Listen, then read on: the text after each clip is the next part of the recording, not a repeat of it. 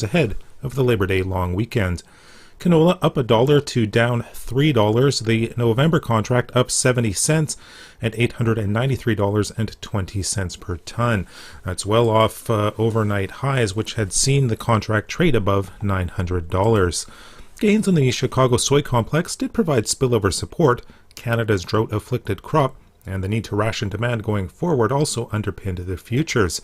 However, ideas that canola is overpriced compared to other vegetable oils pressured the market, and that tempered any advances. Export demand has already backed away at current prices, with movement through the first month of the new crop year of about 205,000 tons of exports so far, about 77% behind last year's pace. In the U.S., soybeans and wheat are both higher, while corn is narrowly mixed. Positioning ahead of the long weekend was a feature. Soybeans up 5 cents in the November contract at $12.88 per bushel. After hitting 2-month lows earlier this week, soybeans were due for a bit of a correction ahead of the weekend, with solid export demand contributing to the gains. The USDA announced private export sales of 130,000 tons of soybeans to China this morning. However, concerns over a slowdown in exports out of the Gulf of Mexico in the aftermath of Hurricane Ida did keep some pressure on the bean market, as did relatively favorable Midwestern growing conditions. With no fresh export news of its own today, corn was drifting lower in the most active months, down 2 cents in December at $5.23 per bushel. Weather conditions for crop development remained relatively favorable across the Midwest, with a number of private analysts upping their yield projections. Wheat, meanwhile, it is mostly higher, up 7 cents in the Minneapolis spring wheat December contract at $9.06 per bushel. Kansas City 5 cents higher in December at $7.14 per bushel. And Chicago wheat, it's up 6 cents in the December contract at $7.23 per bushel. Expectations for tighter supplies of milling quality wheat out of the Northern Hemisphere this year provided support. Let's look at the ICE futures and U.S. markets for Friday, September 3rd. In Winnipeg, for Markets Farm, I'm Phil Franz Workington. The demands and long days of the harvest season are ahead. So now's the time to get the equipment you need to work more productively and harvest more savings too. Visit Butler Farm Equipment in Fort St. John during New Holland Harvest Days for more ways to work your best and save. You'll find great deals on select New Holland tractors, hay tools, and harvesting equipment, including 0% financing and cash back. Stop by Butler Farm Equipment in Fort St. John today for details. But hurry, Harvest Days end September 30th, 2021. The opinions expressed during this show do not represent those of this station. If you've missed any of this show, you can follow the podcast at energeticcity.ca. Now, an in-depth look at the news and information shaping our community. This is Moose Talks with your host, Doug Craig, on Moose FM. Welcome to another episode of the show. Over the next few weeks, we're going to be speaking with candidates who are standing for election for the House of Commons for our riding of Prince George, Peace River, and Northern Rockies. All of the candidates, except for the Liberal Party, have agreed to join us. So later we'll be talking with Dave Jeffers of the Maverick Party, but first, we're joined by the incumbent and the candidate for the Conservative Party of Canada, Bob Zimmer. Bob, thank you once again for joining us on Moose Talks today. Great to be here, Dub. All right. Well, let's get started with vaccine mandates since they came up last night in the French leaders debate that was happening. Of course, there's been protests all around the country. I think there was a walkout scheduled for Wednesday. They happened here in front of the Fort St. John Hospital. They happened last night. They almost derailed a city council meeting in Dawson Creek. And as I understand it, the parties, the party and at the very least, Aaron O'Toole is against vaccine mandates. Can you explain why that is? Yeah, we've been clear all along that those health choices should be up to Canadians. It's actually their right to make their own healthcare choices. We've been supportive, though, of actually having vaccines accessible to all Canadians. We've been fighting early on for that. But let's be clear. If people have questions about vaccine passports, they need to talk to Premier Horgan about that. I have to ask, though, I mean, we're seeing a bit of a struggle here in the Northeast in the province in getting people vaccinated. I think last I heard we were in the mid-50s or so of percentage of people eligible for vaccines getting it. We're seeing places like Alberta where vaccination rates are plateauing. What is the Conservative Party and what do you plan to do in your capacity at a federal level to convince more people to get vaccinated rather than telling them they have to? Yeah, well, I think what's key, Dub, is that, again, what I said before is that health choices are up to Canadians. We've seen in the area that, first of all, we struggle with having access to vaccines, and thankfully we've seen that change dramatically. We've seen clinics, the one that I went to was quite easy to access. You just walk in and you get your vaccination within minutes. So I think access is key. But I also think, again, like I'll restate it, health choice is up to Canadians. And we just, I know I can speak as a person that's been vaccinated, that it's, again, up to individuals to make that choice. All right. We'll talk a bit about the platform now. Mental health specifically really stood out for me. The Conservative platform promises more investment for mental health at the provincial level and also provides incentives or will provide incentives to employers for more mental health coverage. I have to ask, why is that idea better than, say, a national expansion of healthcare spending to provide more and better mental health care for everybody, rather than incentivizing employers to do that work for us? Well, I think, Dub, all along, and I'll speak to my colleague Todd Doherty's initiative just about mental health awareness and access to care. Todd has been on the forefront of having a 3-digit number that you can dial if you're struggling with mental health issues or health concerns. He's been, actually trying to get that through in this Liberal government. It's been unsuccessful, but he's got broad-based support, I think unanimous support in the House to get it done. Mm-hmm. We care about mental health. It used to be something that people wouldn't talk about, but thankfully people are talking about it now. And when people talk about it, we need to get them the help that they need. So we're there. We're talking about 1,000 beds, and it's related to the opioid crisis here in British Columbia too. Mm-hmm. We're talking about 1,000 beds dedicated to those issues. And we see it as a real issue. Aaron has been very clear, very strong on that, whether it's through his work with veterans that have struggled with PTSD or otherwise. It's something that's on top of our minds. And again, these people affected by mental health issues are our sons and daughters. They're our spouses. They're our moms and dads. We need to do something to help. The platform also talks about supporting small businesses who suffered during the pandemic. There were some supports available to them under the Liberal government in the last 19 months or so. Maybe not the whole 19 months, but I have to ask, what does a Conservative support look like? What will you do different than the Liberal government should you form power? Well, what we were struggling with this Liberal government early on was to try and get the helps to the small businesses. There was helps that were out there, but then for certain reasons, certain small businesses wouldn't qualify. And so we were fighting. I was writing many letters back and forth to make provisions so that something wouldn't cause somebody not to qualify. And I think we understand on the positive side that the best way to get our economy going is to recover from the experience that we've had over the last 2 years, get our economy going again, all while doing it safely. That's our focus, is we need to get our economy back on track and actually increasing in capacity. This government we've seen a decline. We need to reverse that and see Canada achieve what it's capable of achieving. This government, or rather this platform, I should say, also has a pretty substantial section on the environment that relates as well to the economy. Mm-hmm. For example, investment in zero emissions vehicle construction industry right here in Canada, for example. And also specifically, the platform says a Conservative government would stand up to major polluters like China. First of all, will the Conservative Party stand up to major polluting corporations too? Absolutely. I think that an untold story of Canada and Canadians in our resource sector is that we have some of the cleanest energy in the world.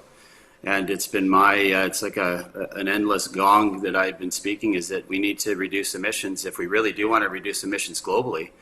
And this is what I wish the Prime Minister would defend, is then let's get LNG to the world. It can halve previous forms of energy emitters in China and the like.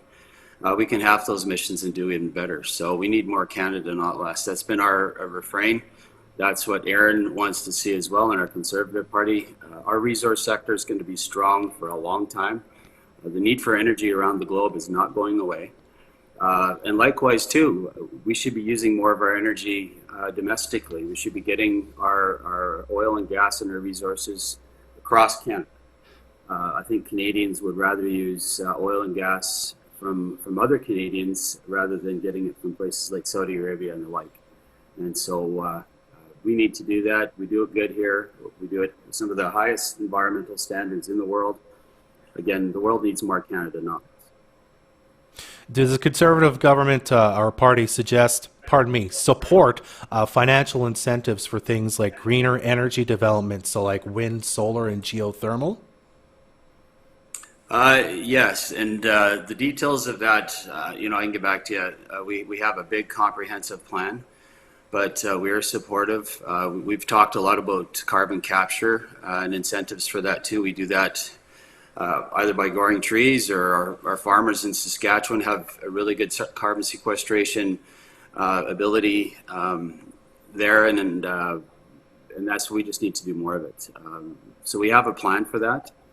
Canada can be one of the world leaders in sequestration and really do some good things for our environment, and all while developing our oil and gas. Now, I want to talk a bit about reconciliation for a moment, if you don't mind. Mm-hmm. The platform, again, has a pretty substantial section on securing a future for Canada's Indigenous people, and does mention reconciliation. Reconciliation in it. Mm-hmm. Now, of course, you recently apologized for past comments you made regarding missing and murdered Indigenous women and girls when you attended the vigil that was held for the 215 from Kamloops earlier this summer. I want to talk a bit about what you and your party are specifically doing to work towards reconciliation, and how you would do that should you form government. Yeah, I'd like to start by saying, the Truth and Reconciliation really started with us as a Conservative Party, and then it was followed up with an apology by former Prime Minister Harper. We've been all the while supportive of Truth and Reconciliation. We think that's key for all Canadians to work together for all of our prosperity. And specifically in our platform, we talk about partners in prosperity with Indigenous communities. And again, they're my friends, they're my neighbors. And we just all want to be successful together, and that's our plan. We have hope for the future for Canadians, and that's all Canadians. And I've seen many Indigenous companies, even locally here, that are doing very well. We just want to see more of that. Partners in prosperity is a real thing. We just want to see that developed even further. All right. And a final question. We'll give you just over a minute to answer this one.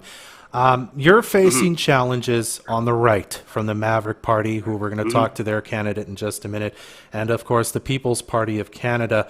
And both of those party leaders are campaigning in this city and in the region today and this weekend. Why, Bob, should people vote for you for a fourth term? Why should they put their trust in you once again?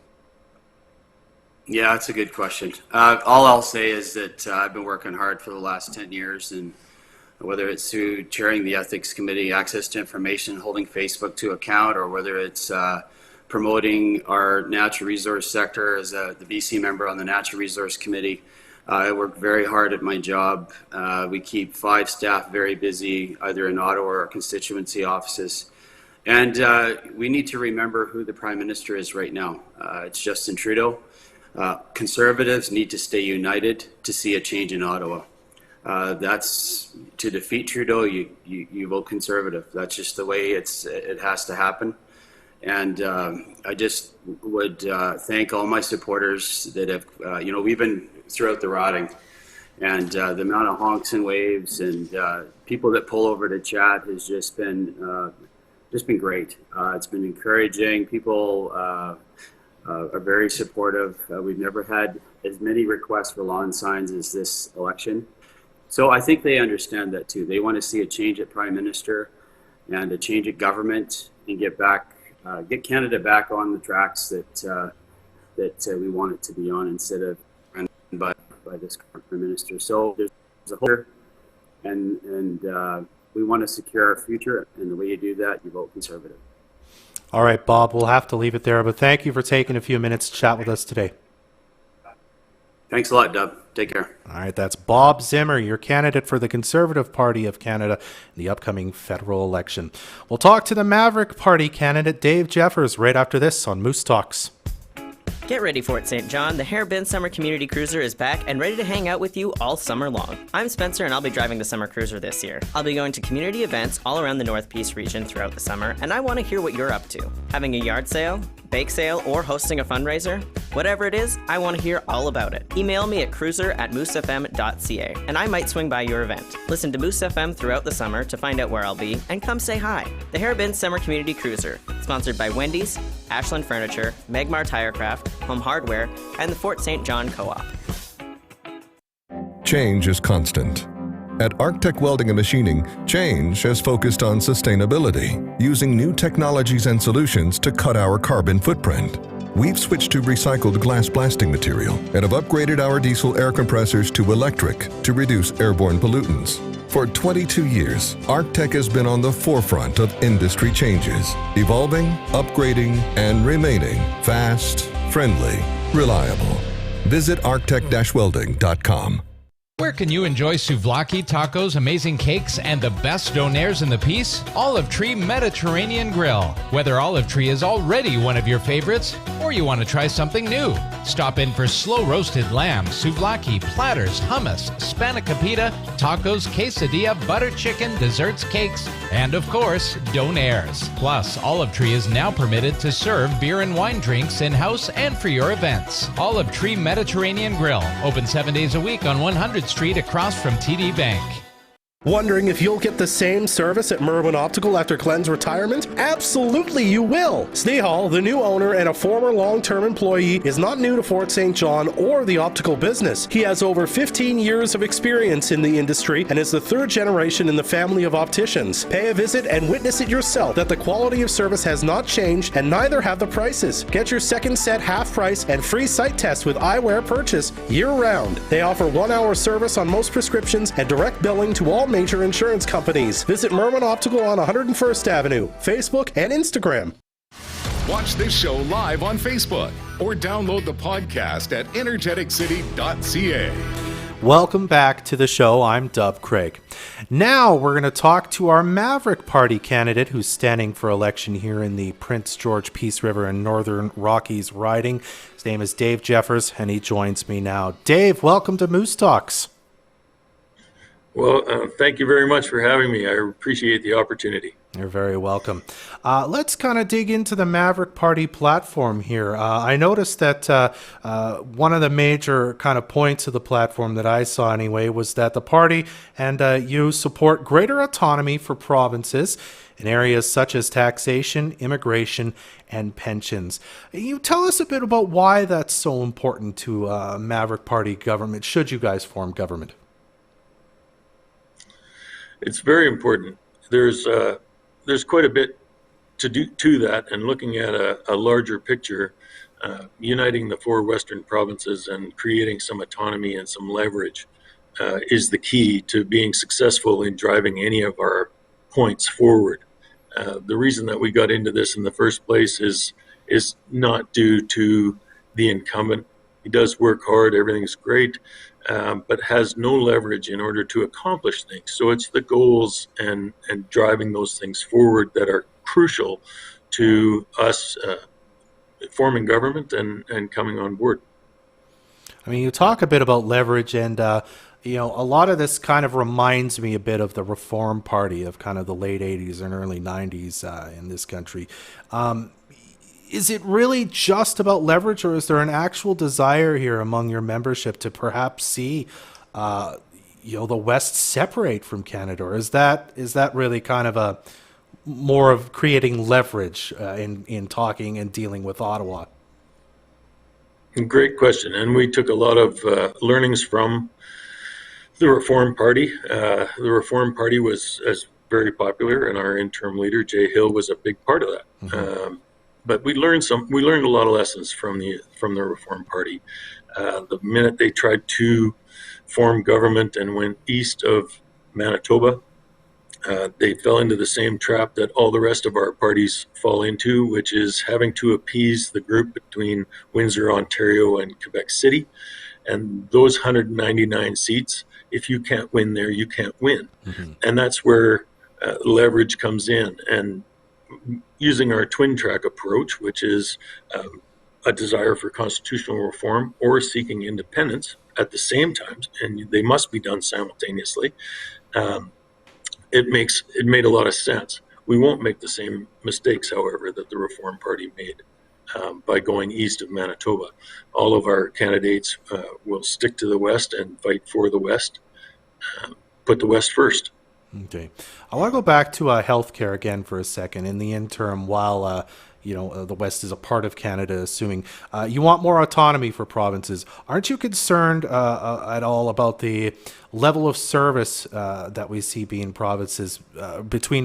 I should say, becoming an issue. There being disparity between them. We already see a bit of that happening. Why is a more nationalized approach such a bad idea in your mind when it comes to something like healthcare? Well, I think we're seeing some of that right now with the effects of COVID, regional outbreaks. Regions need to have some autonomy. Provincial autonomy is crucial.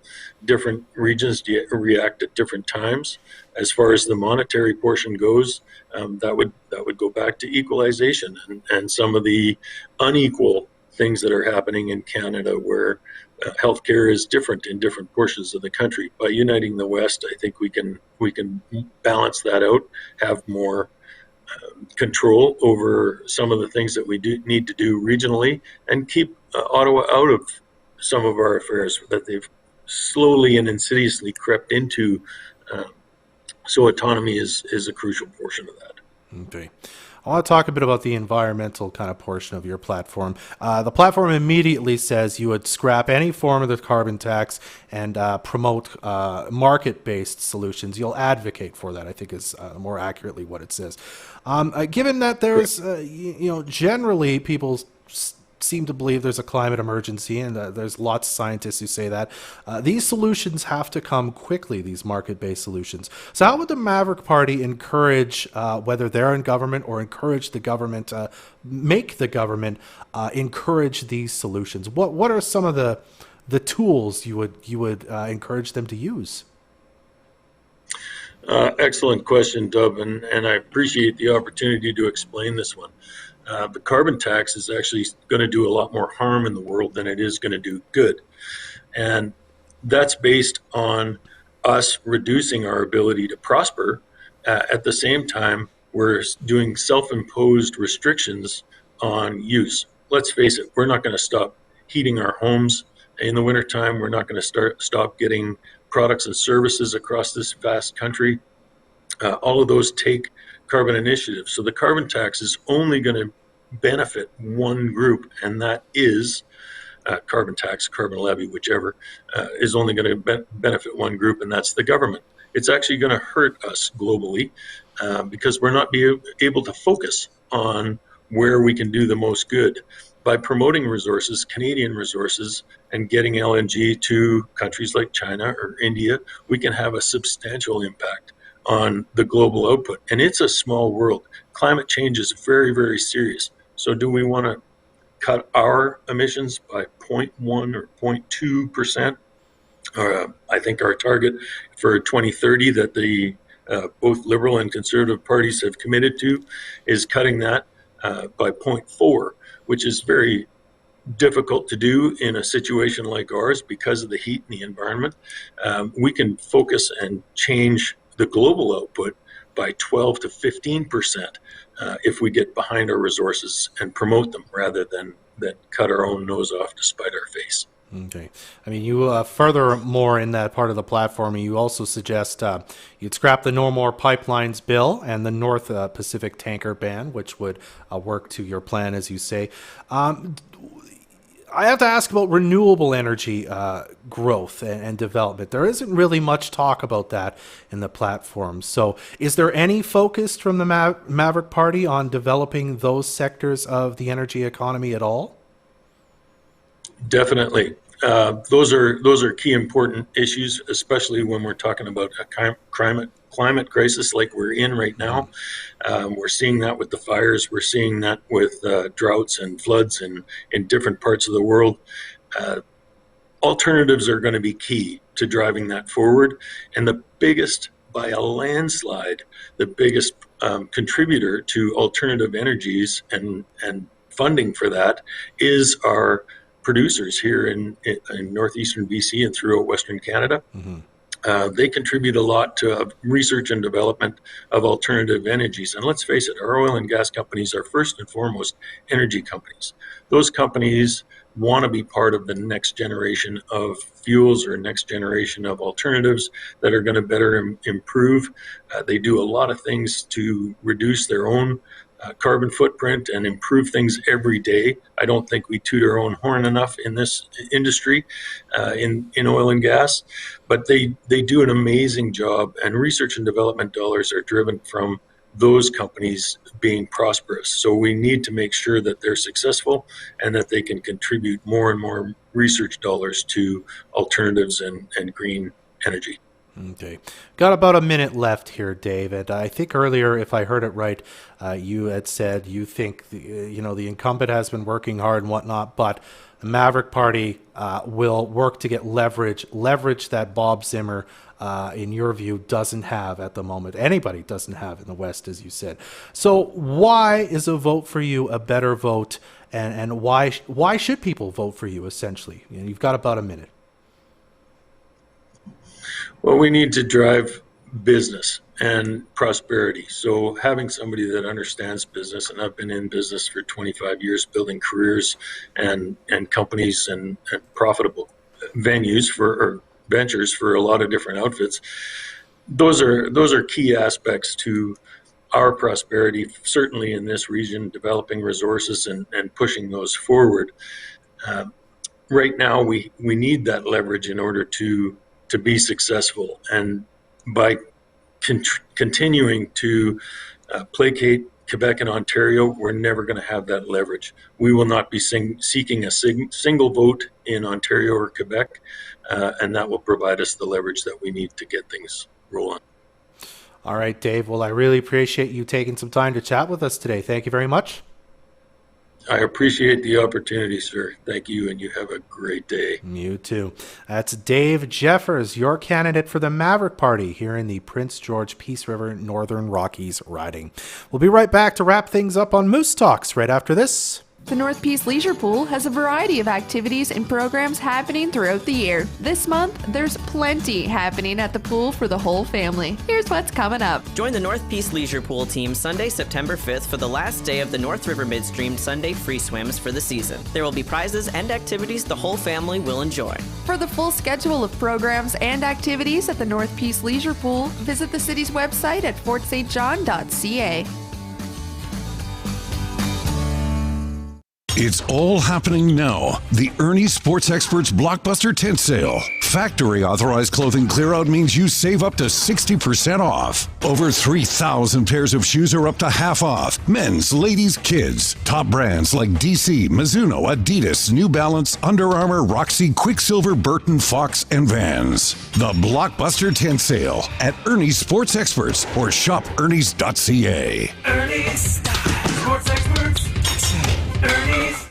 If you're looking for hassle-free internet services, call the Peace Region Internet Society today. With coverage throughout most of the Peace, PRIS can get you connected quickly without the hassle of contracts or bundles. Visit PRIS.ca or call 1-800-768-3311 for more information.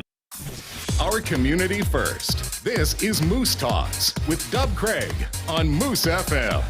Our thanks again today to our guests, Bob Zimmer and Dave Jeffers, for joining us today. If you've already registered to vote, Elections Canada says you should be getting your voter information card in the mail by September 10th.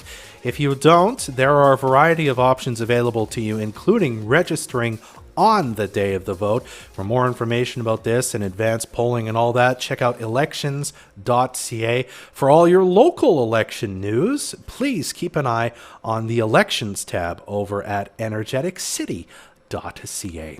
That does it for this episode of Moose Talks. Trey Lopashinsky produced the show. I'm Dub Craig. Take care. Join us next Friday at 10 a.m. for another episode of Moose Talks, a weekly talk show about Fort St. John and the North Peace.